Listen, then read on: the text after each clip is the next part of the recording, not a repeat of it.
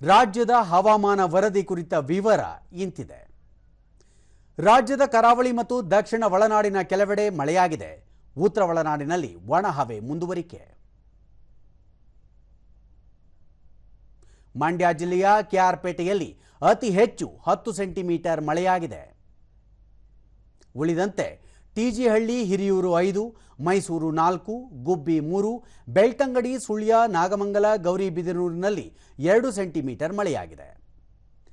ಕಲಬುರಗಿಯಲ್ಲಿ ಗರಿಷ್ಠ 42.2 degree Celsius ತಾಪಮಾನ ದಾಖಲು. ಮುನ್ಸೂಚನೆಯಂತೆ ಮುಂದಿನ 7 ದಿನಗಳ ಕಾಲ ರಾಜ್ಯಾದ್ಯಂತ ಹಗುರ ಗುಡುಗು ಸಹಿತ ಮಳೆ ಸಾಧ್ಯತೆ. ಹಲವೆಡೆ ಒಣಹವೆ ಮುಂದುವರಿಕೆ.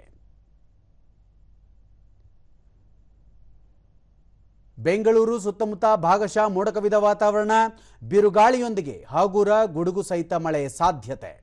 ಗರಿಷ್ಠ 34, ಕನಿಷ್ಠ 21 ಡಿಗ್ರಿ ಸೆಲ್ಸಿಯಸ್ ತಾಪಮಾನ ದಾಖಲು ಸಂಭವ.